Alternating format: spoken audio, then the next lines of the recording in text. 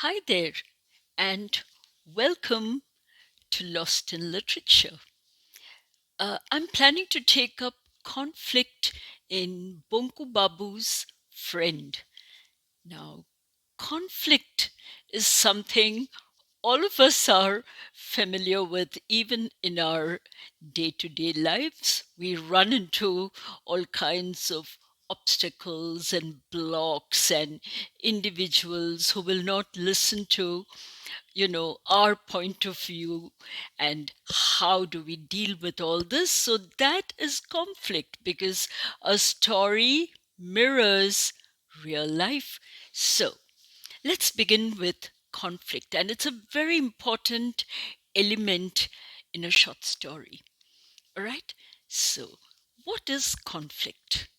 Basically, conflict is a struggle between two opposing forces. All right.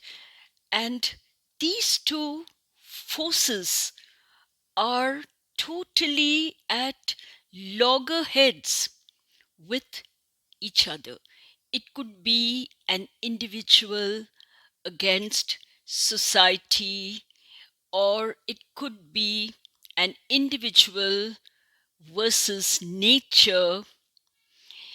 It could be an individual versus some difficulty, maybe naturals, versus some natural disaster or the other. So that is conflict. And it is a very happening element in the story. Now, there are basically two kinds of conflicts. You have the internal conflict. Now, this occurs within the main character or the protagonist in a story. All right, for instance, this particular individual could have some kind of flaw that, shows up whenever he tries to do something, and impacts his actions.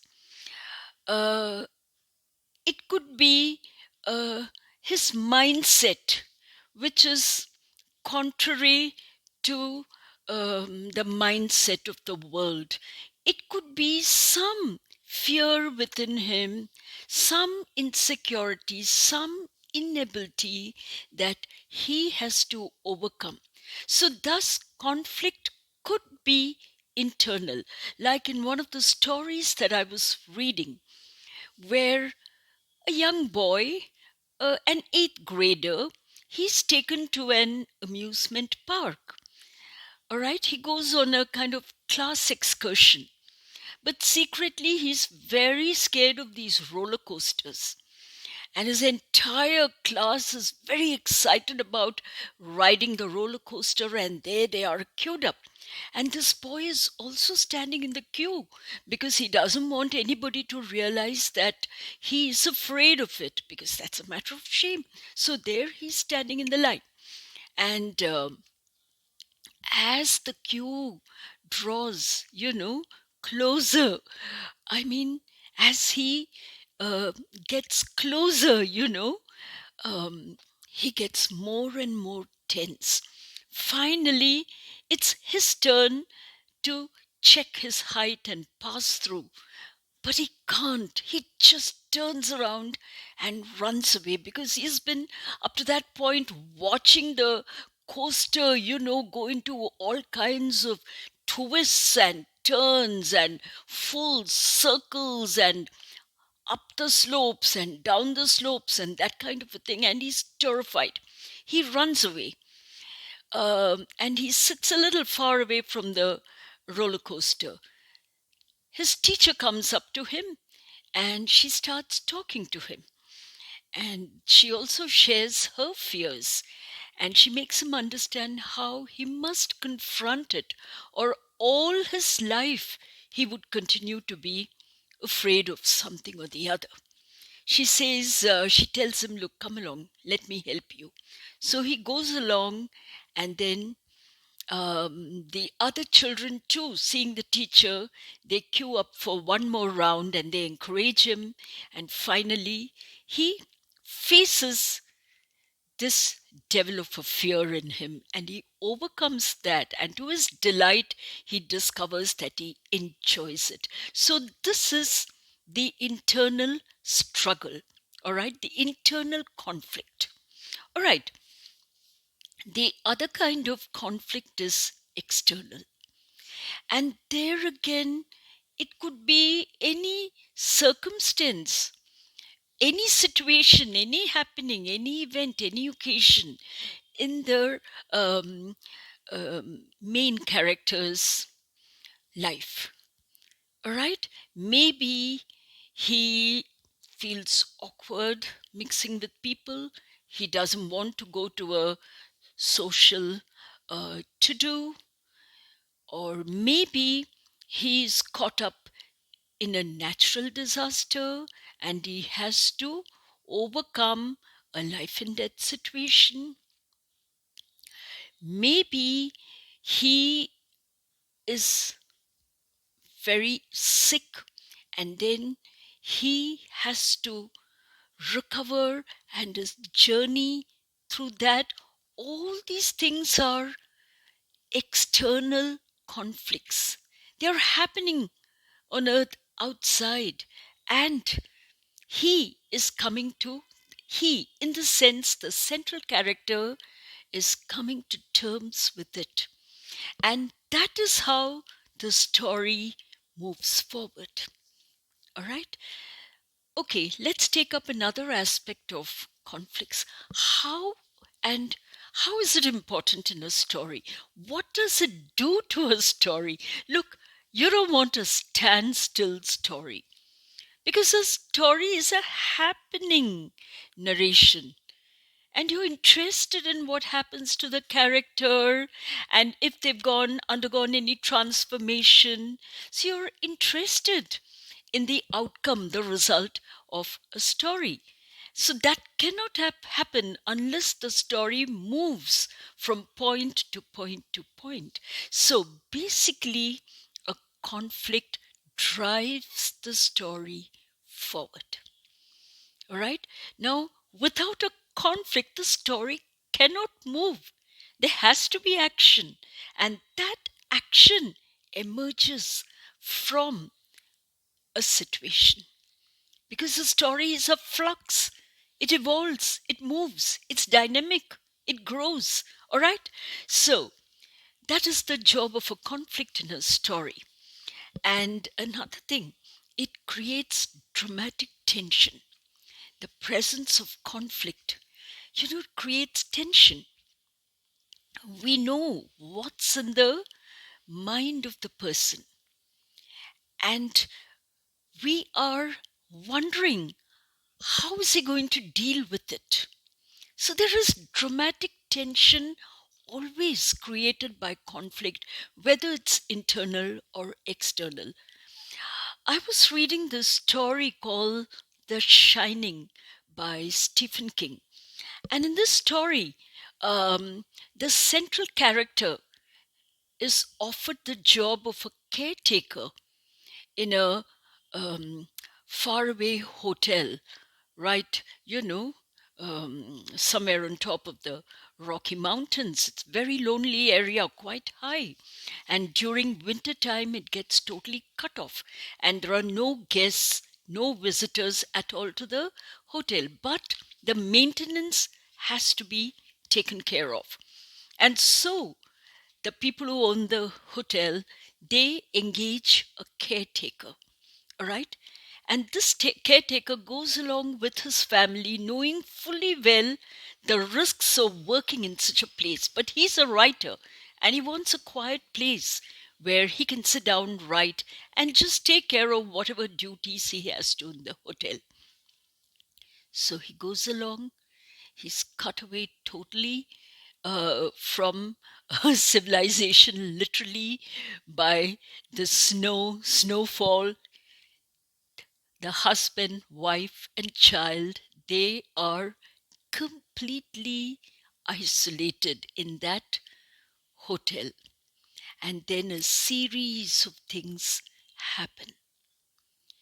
And there are all kinds of conflicts unfolding. The nature, the motivations of the central character and the others whom he's interacting with, the situation itself, the loneliness of the hotel, and the fact that it's probably haunted. So the story unravels in such an interesting manner that you really can't put the novel down. Though, mind you, it is that fat. It is a nice fat book, but you really can't put it down. So that's how stories are. They create dramatic tension. What's going to happen? What's going to happen? That kind of a thing. And the other thing is, um, conflict highlights um, a character's motivation, values, and beliefs. All right? It highlights, it uh, puts the character in a certain challenging situation, and um, the reader sees how he reacts, overcomes it, and gets out of it. So that is what conflict does. Now, in this particular story, Kankurgachi, not Kankurgachi, what's it called? Yeah, sorry, Bonku Babu's friend. Right bang in the first sentence, the conflict is mentioned. We are told categorically that uh, Bonku Babu was not somebody who became cross or angry. All right? In fact, the villagers had never really seen him angry. And the next sentence tells us that it was not because there weren't situations which could push him to anger. So you have a double negative in the next sentence, and thereby the conflict is suggested. So you know there is this conflict in the story, and it is definitely internal and also to a large extent external. So let's take up Kankurgachi Village Primary School. So you have the author Satyajit Ray, very, very famous filmmaker and writer. He's the one who has written the story, and beautifully it's crafted. All right, it's crafted so well. So once we are told that Bonku Babu never ever got angry, but he definitely came across situations where he could get angry. Then the writer goes on to give us such situations. And the first situation that he gives us is his job, Bonku Babu's job. At that level, what's happening? Now, Bonku Babu, as you know, works in a school. And we come to know that he's a very good teacher. And definitely, because he found his job most rewarding, he enjoyed teaching children who were genuinely interested in geography or Bengali and came to his house. In fact, he treated them very hospitably. Um offered them snacks, told them stories, entertained them, and made them acquainted with so many things about Earth. So that definitely gives us the idea that he was an exceptional teacher. Maybe in the village, but definitely a good teacher. Now, on the other hand, how did the students in the school, Kankargachi Primary School, treat him? They thought he was some kind of a joke. They treated him like a clown, like an odd one out. They made fun of him. They played pranks on him. They drew cartoons of him. They put glue on his chair. They even lit uh, firecracker, what was it? A rocket. You know, that thing that goes whoosh into the air? And sometimes one is unfortunate enough to be chased by it, or at least one imagines that one is being chased. So they would set it off right near him, behind him. So they would do all these terrible things to him. And, he was the butt of jokes even in the school. So, poor man, there was this conflict in his job. All right, he didn't feel comfortable with the children he taught, and he couldn't leave the job for the simple reason he knew he would never get another job in the village. So, at the professional level, he's challenged. And then Satyajit Ray takes us to the social level. And he does so by um, telling us how um, Bonku Babu interacts with the villagers of Kankurgachi when they all meet at Sripati Majumdar's house on weekends. Now, Sripati Majumdar is a very respectable man. In fact, he's a lawyer in the village, and everybody looks up to him and truly respect him. All right? So all the villagers gather in his house and they talk about all kinds of things, anything that came into their head. Like one day they would talk about ghosts, one day about spaceships, and things like that.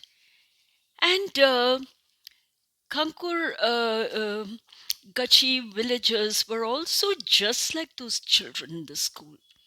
They found Bonku Babu very odd. They made fun of him in their own way. All their jokes revolved around him. And Sripati Majumdar himself depended on Bonku Babu for entertainment, to provide entertainment to the villagers who came there. So it's very sad, but that is the kind of figure that Bonku Babu cut in social circles. And mostly, Bonku would keep quiet, but sometimes he couldn't help participating. Like on, one of those occasions when they were talking about ghosts, and then Bonku couldn't control himself. He said, I don't believe in ghosts. I'm not afraid of them because they don't exist. And and when he returned home in the night, some, uh, you know, a wicked villager dropped on him from a tree above and frightened the daylights. Not frightened, gave him a shock. But again, Bonku Babu is very clear. He never got frightened by that so-called ghost figure in the dark, but it injured him. And for 3-4 days, he had to endure terrible pain. Now, that wasn't fair. And our heart goes out to him. Now, on another occasion, you have all of them talking about um, spaceships and satellites and all that kind of thing. And if at all these objects would come to Earth, that kind of a thing. And suddenly, Bonku Babu mentions, that even aliens could be expected on Earth. Then there are plenty of people, laughing over it and saying, why would aliens come to such a remote, tiny little village like Kankurgachi? They may go to some other great Western, countries. And even if they came, they would probably come to collect human specimens like Bonku Babu. And so they all pull their legs horribly. So we see this happening not only in his professional life, but also in his social life. So he was a man set aside, alienated in the village. An alien ironically enough, himself. Right? Now, this is the conflict. How is Bonku Babu going to overcome this situation? That is what is interesting. All right? And there, once again, the next part of the story, you have Ang, the alien who truly comes to that village. And Satyajit Ray has prepared us for this by foreshadowing, you know, Ang's arrival in the conversation that took place in Sripati Majumdar's house. So the thought of an alien is already in our mind. And when Bonku Babu walks back home alone in the night, what does he see? He really comes, into the presence of an alien which has landed, in a in a quiet part of the village. And now, what is interesting is how, the alien, Ang, and Bonku Babu interact, and what comes out of it, and how it transforms Bonku Babu as an individual. So you see, the conflict in his heart has been resolved by an alien himself. And this is not an ordinary alien. This is just the kind of alien who can bring changes. It's so knowledgeable. It is so spunky, ready to travel, make these galactic journeys. And it knows so many languages. It can read what is in other people's mind. It is so fearless. And it's odd looking on top of everything. And that was another count on which the villagers kept laughing at Bonku Babu. Then Bonku Babu really experiences a change. He learns to stand up for himself. But we will deal with that in the next part. So I'm signing off here, and I hope you liked, uh, you know, uh, my talk about conflict. And if you did like it, do hit a like. I would love your likes. And also leave a comment. Why not? I would love to interact with you. And also subscribe to my channel. All right? Bye for now.